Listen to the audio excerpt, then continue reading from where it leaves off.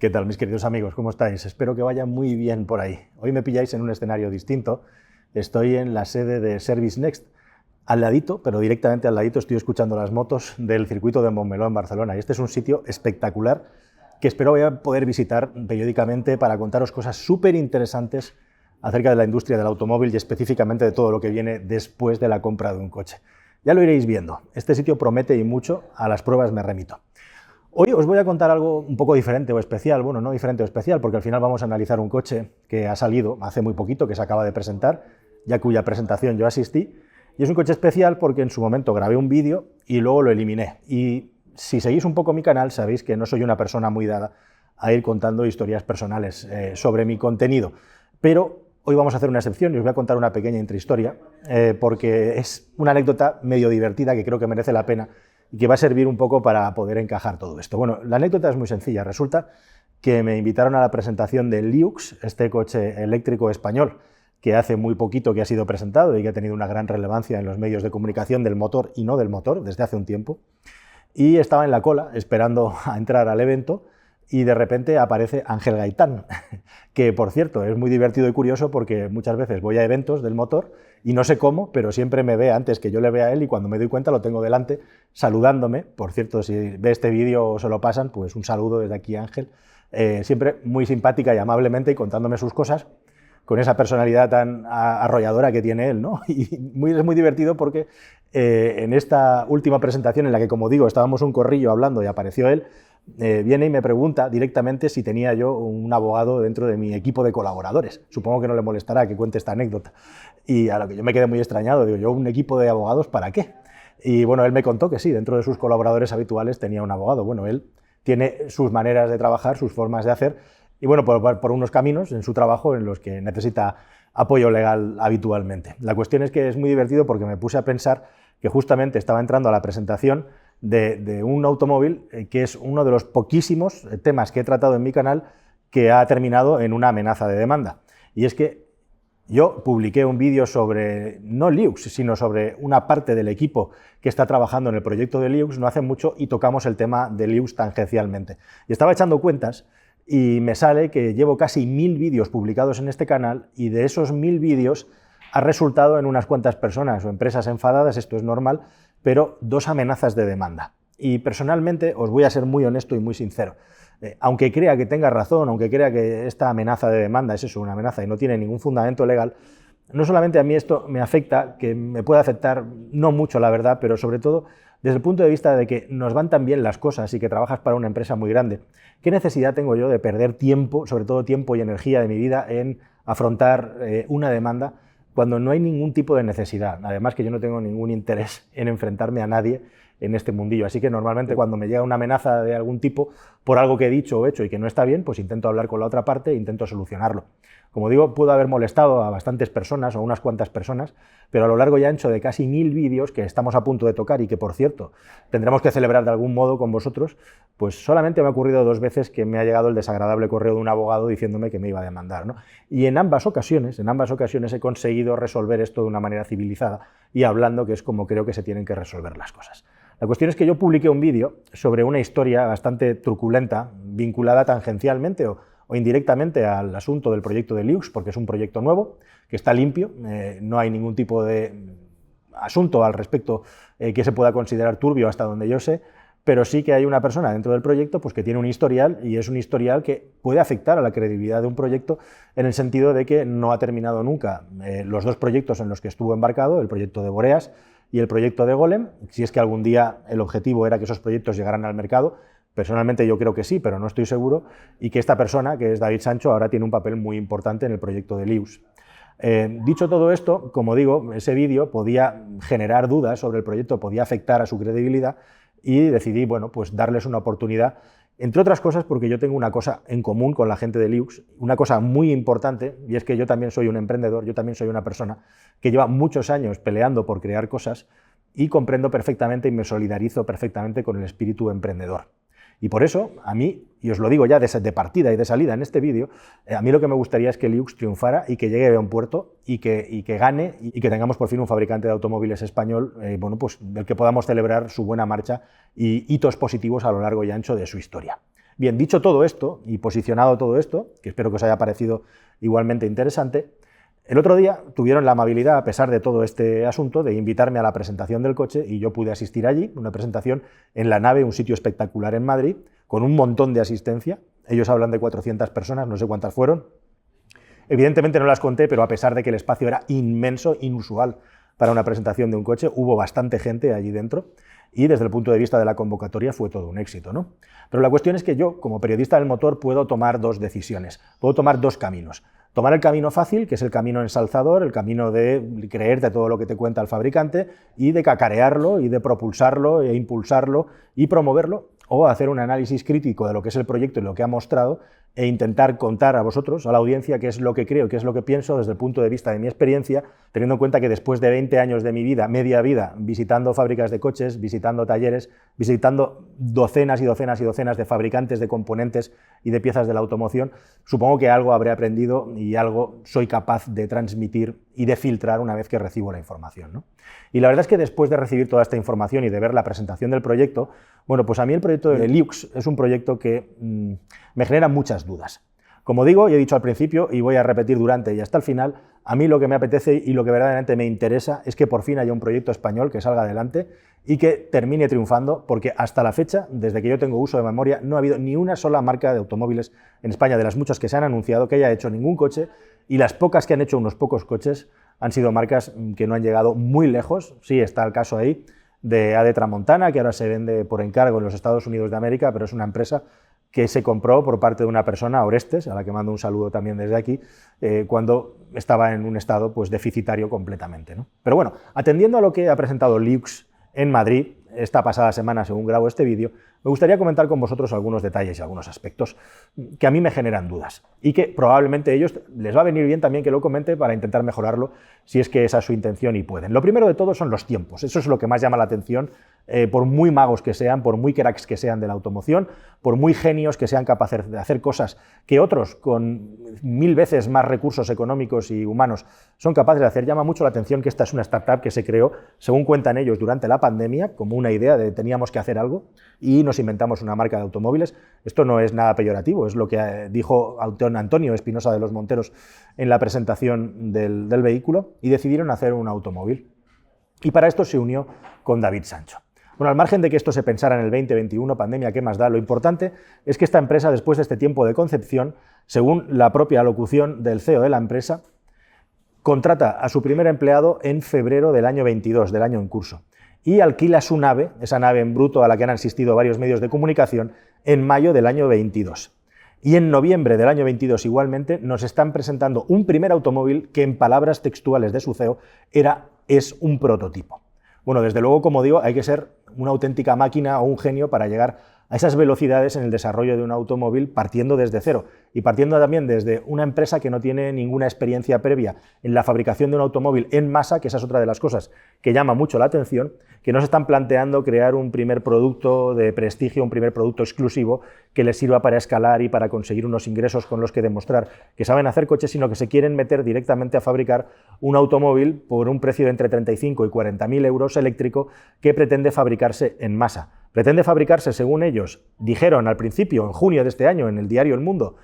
5.000 coches en el año 23, 50.000 coches en el año 24, después cambiaron, ahora ya no hablan de cifras y en segundo lugar hablan de que las primeras unidades se entregarán en el año 24. Bueno, cualquiera que sepa o que haya estudiado un poco de la industria del automóvil sabe que estos plazos son absolutamente irreales e incumplibles, salvo que alguien esté escondiendo alguna carta que no conocemos. Desde un punto de vista de desarrollo, de ingeniería, de validación de los prototipos, de validación de los materiales, además con las cosas que quieren hacer, de prueba, de testeo, yo creo que en la idea de Liux no está vender un coche que previamente no haya hecho miles y miles y miles de kilómetros en condiciones de máximo calor, máximo frío, con lluvia, etcétera. Probar suspensiones, probar interiores, hay que probarlo todo, hay que valorarlo, hay que validarlo y hay que homologarlo. Y eso os aseguro yo que en un año y poco que va a pasar, no va a ocurrir, salvo que se dediquen a hacer pues eso, productos manufacturados en plan artesano, que no pase ningún tipo de proceso de homologación porque no haga falta, porque van a tirar unas pocas unidades.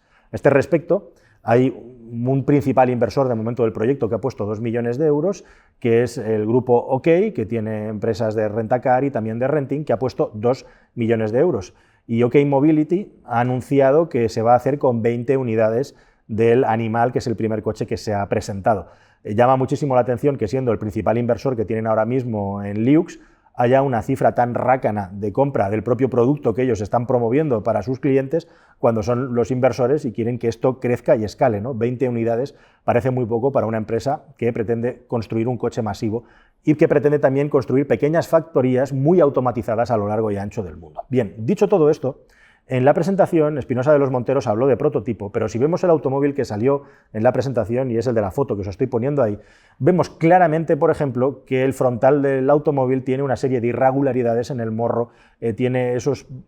pequeños bultos que las luces, según cómo le dan, se ven más o menos, que corresponden clarísimamente a clay. ¿Y qué es eso de clay? Pues clay quiere decir básicamente que la base de este coche, o al menos el morro del vehículo, o al menos el paragolpes frontal del vehículo, está hecho de barro. Esto no es un prototipo. En la presentación dijeron que esto no era un concept, que era un prototipo. No, esto no es un prototipo. El coche que apareció ahí en Madrid, hasta donde yo puedo ver y observar, es un vehículo que es una mezcla entre un vehículo de barro, de clay, es decir, el primer molde que se hace para ver que un diseño en 3D hecho por ordenador tiene unas formas en el mundo real que se corresponden o cómo funcionan en el mundo real, y por otra parte también parece, porque yo no lo sé, piezas impresas en 3D que están integradas en ese molde. Que el automóvil entrara rodando, circulando hasta el interior a baja velocidad dentro de la presentación es absolutamente irrelevante en este caso, porque cualquier coche hecho a barro se le puede poner un pequeño motor eléctrico o unas ruedas, y con una serie de acabados que ellos saben hacer muy bien, pues se puede mover sin ningún tipo de problema a baja velocidad, aunque el coche por dentro esté hueco. Esto es muy habitual y se puede hacer muy habitualmente. Un prototipo es un producto que, si bien no es 100% funcional, sí que incluye una parte importante o todas las funciones que va a tener un automóvil futuro y que se puede testar muy cerca de las prestaciones definitivas para validarla. Y eso que presentaron en Madrid, yo me atrevo a decir que no parece en absoluto nada de lo que se asemeja a un prototipo, con lo cual, evidentemente, eso concuerda y casa también con los tiempos que han tenido de desarrollo del producto, en los que es absolutamente imposible que haya un prototipo funcionando, con el tiempo que han tenido y también con el dinero y el personal del que han dispuesto, por mucho que tengan un montón de empresas proveedoras que les respaldan y que están desarrollando la tecnología. Sobre las empresas proveedoras hablaremos más adelante, pero siguiendo con este supuesto prototipo, no existe ningún tipo de sistema de seguridad ni nada que haga pensar que ese producto pudiera ser virtualmente homologado. Así que estamos hablando efectivamente de un concept car y no estamos hablando de un prototipo en el que se pueda hacer una validación y se puedan hacer unos testeos, porque ese producto no lo es. Además del número de unidades que quieren fabricar, que como os digo es virtualmente imposible conseguirlo, salvo que haya algo que no sabemos, llama mucho también la atención el hecho de que quieren fabricar, según ellos, el coche con un 90% de materiales reciclados, de fibras, y hacer un automóvil que sea el primer automóvil bioevolutivo, no sé qué palabra, biobasado, se han inventado para poder vender el concepto del producto. Está muy bien las fibras vegetales, los compuestos, pero ¿cómo se va a homologar esto? ¿Qué pruebas de choque se han hecho? ¿Qué pruebas se van a hacer? ¿De qué manera van a asegurarse de que esto cumple con la normativa? Nadie lo sabe y tampoco nadie lo han explicado. Como también me llama mucho la atención el hecho de que estén vendiendo que este automóvil va a tener una parte de la fabricación que se va a hacer con impresión 3D. Vamos a ver qué clase de impresión 3D puede fabricar piezas en concreto del automóvil, pero más específicamente hablan de fabricar los moldes en impresión 3D como una gran innovación dentro del desarrollo del producto. Bueno, os tengo que decir que en todas las fábricas de automóviles mínimamente modernas del mundo hoy en día hay grandes impresoras 3D que están constantemente diseñando, desarrollando y validando piezas, porque precisamente en la fase de prototipado y en la fase de desarrollo de un molde, de una pieza, de un automóvil, una impresora 3D industrial ahorra muchísimo tiempo. Es muy caro, pero los fabricantes de coches lo tienen. Así que desde un punto de vista de innovación, hacer moldes con impresoras 3D no es absolutamente ninguna innovación, sino que es un estándar en la industria del automóvil desde hace tiempo, desde hace años, y eso está muy bien. Os voy a contar como anécdota que no hace mucho he estado en una fábrica de motores que hacen culatas y otro tipo de productos vinculados con los motores, tanto eléctricos como de combustión interna, y allí dentro pude ver cómo se hacían piezas, moldes en 3D, con una gigantesca impresora 3D, que sería pues de una altura de aproximadamente un edificio de 3 plantas, en los que constantemente fabricantes de automóviles hacen prototipados rápidos y testeos para sus futuros automóviles. Así que en absoluto es algo esto revolucionario o novedoso, porque es lo que tiene la industria del automóvil como estándar hoy en día. ¿Buscas un coche nuevo? Entra en carwow.es y mi equipo te ayudará a encontrarlo y conseguir el mejor precio. Carwow.es, el comparador de precios de coches nuevos. Bueno, si nos vamos a la información de la página web, encontramos mucha más información inconsistente o irrelevante. Irrelevante me refiero a toda la verborrea, digamos, marketingiana y al hecho de que utilizan muchas imágenes que si haces un poquito de análisis y de búsqueda con inteligencia artificial te encuentras que son imágenes de stock a las que le han puesto el logo de Linux, como por ejemplo el supuesto chip de la inteligencia que va a gobernar los sistemas de seguridad del vehículo, o incluso los módulos de baterías o partes del chasis en versiones anteriores de la web se han ido sacando de aquí y de allá. Al menos esa es la impresión que me da a mí después de haber hecho una búsqueda por internet. Dicho todo esto, al final todas las empresas tienen que venderse, tienen que hacer su marketing y me parece muy bien, pero hay imágenes, como por ejemplo esta del cableado, que es verdaderamente para ponerte los ojos locos porque no sabes muy bien qué es lo que te quieren enseñar. E igualmente también dicen que desarrollan un sistema multimedia en el interior del automóvil bajo Android Auto, como hace toda la industria del automóvil ya desde hace un tiempo, pero no vemos ningún tipo de muestra ni nos han dejado ver el coche por dentro, salvo en una imagen que hay de un render 3D del vehículo. Y si por si esto fuera poco, igualmente también llama bastante la atención que los socios, que hay bastantes, y son empresas muy respetuosas y respetables, que hacen, bueno, pues lo que pueden, no son suficientes para poder desarrollar un producto en los tiempos que ellos dicen, a la velocidad que ellos dicen y con los, digamos, estándares de precio que nos están vendiendo, que parecen bastante irreales. Como el hecho también de que una batería modular, por el hecho de ser modular y poder añadir más o menos módulos en función del deseo del cliente o incluso actualizarlo, no es nada especialmente novedoso ni diferente. Llegados a este punto y intentando explicar de una manera objetiva que todo lo que nos han enseñado no es ni factible en el tiempo que nos han vendido, ni tampoco es especialmente novedoso o innovador, el hecho de que además digan que se va a fabricar de una manera que todavía no sabemos, no existen fábricas, y nos estén insistiendo constantemente de que en el año 24 van a estar entregando las primeras unidades, nos hacen saltar todas las alarmas o al menos hacer levantar las orejas y las cejas sobre si realmente esta es la intención de ellos o qué es lo que exactamente buscan. Y sobre esto voy a hablar un poquito más, pero antes de eso dejadme que os explique que da la casualidad de que actualmente hay dos marcas de automóviles que con muchísimo trabajo y penalidades están a punto de sacar sus proyectos y que podrían servir perfectamente para hacer un fact-check de lo que está haciendo Linux respecto a lo que han hecho ellos. Hay una que tiene el dinero por castigo, que se llama Ineos, porque es una empresa gigantesca a nivel mundial, una multinacional, a cuyo dueño le sobra tanto el dinero que ha decidido crear su propia marca de coches para hacer un todoterreno que sustituya a los Land Rover de toda la vida, de todoterreno auténticos que ya no se fabrican.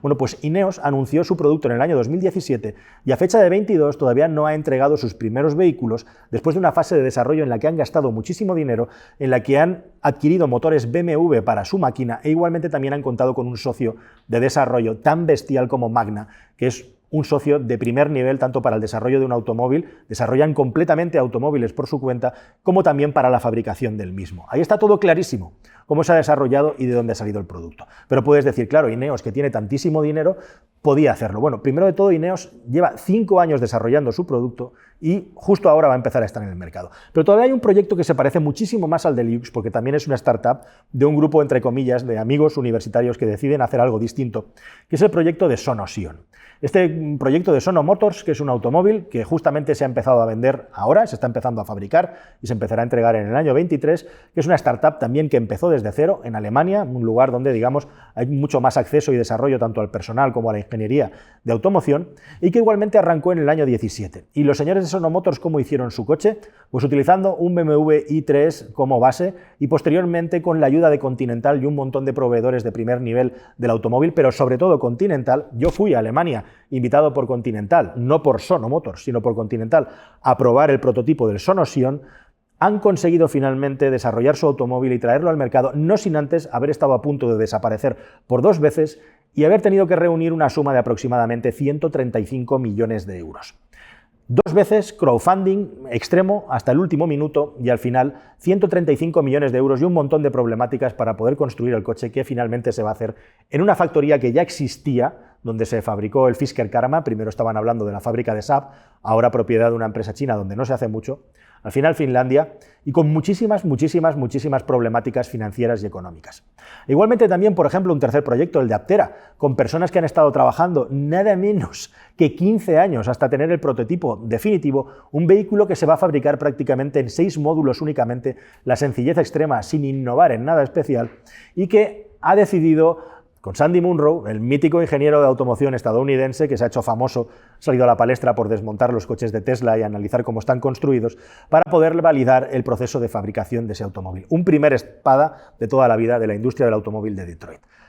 Confrontamos todo esto con el proyecto de Liux y nos encontramos con un montón de déficits por todas partes tremendos, sobre todo en relación a lo que ellos nos están vendiendo que quieren fabricar y vender. Entonces, con toda esta información, bajo mi punto de vista, este proyecto está tremendamente verde y comete un error que cometemos mucho en España, que es no hacer previamente un primer estudio serio de mercado e igualmente también o crear un producto halo o crear un debate público sobre cómo debería de desarrollarse ese producto para construir, para fabricar, para juntar una masa crítica de posibles compradores del producto antes de que el producto salga al mercado. En Liux se empeñan en sacar corriendo un concept car, un vehículo con una carrocería shooting brake familiar que te puede gustar más o menos, con ciertas similitudes, por cierto, con otros automóviles, lo cual es normal, pero directamente van a poner esto en el mercado supuestamente sin saber si realmente esto es lo que la gente quiere, lo que la gente pregunta, y con el claim, eso sí, de que es un automóvil fabricado con materiales vegetales, cuando, por ejemplo, el claim clarísimo de Sono Motors será que su coche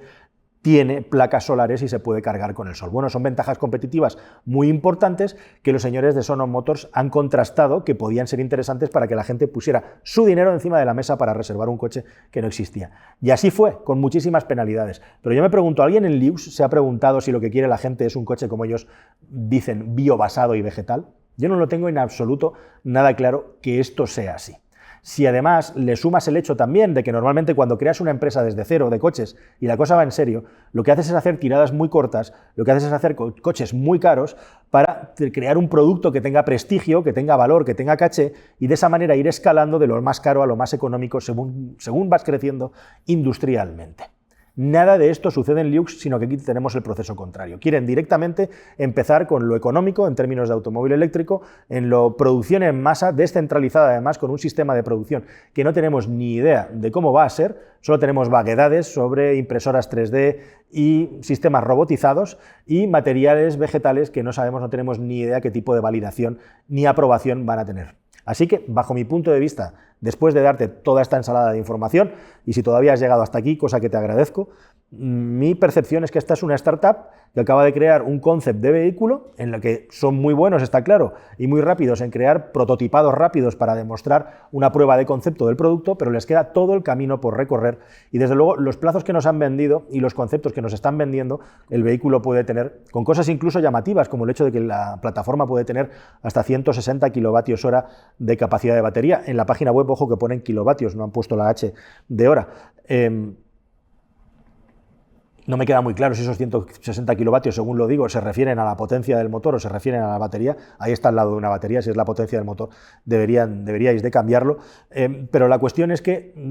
todo esto lo que me lleva a pensar es que este vehículo no se va a poder fabricar con estos mimbres, van a tener que cambiar muchísimas cosas y por el camino van a tener que recaudar, que conseguir, que levantar, como se dice en el argot del emprendimiento, un montón de millones de euros para poder pasar a las siguientes fases de desarrollo y validación del producto que no de fabricación. Así que lo que yo no acabo de entender, teniendo en cuenta que esto es muy legítimo todo lo que os estoy contando, es por qué esta prisa en anunciar unas fechas de fabricación que son absolutamente irreales y unos números de fabricación que ahora ya no cuentan afortunadamente, pero les queda muchísimo recorrido hasta que este producto sea realidad. Y como digo, lo que yo deseo y espero es que se haga realidad y que triunfen. Pero entre medias, como digo, pues van a tener que pasar un montón de penalidades, enfrentarse a un montón de problemas, eliminar un montón de las cosas que están vendiendo que su coche va a tener, porque no van a ser posible hasta llegar a un producto final mínimamente validable y fabricable que puedan sacar al mercado. La industria del automóvil, con los recursos máximos que hay en el mundo, está tardando de media aproximadamente de 3 a 5 años en desarrollar un coche, ya con toda la inercia que llevan detrás de desarrollo y también con sus fábricas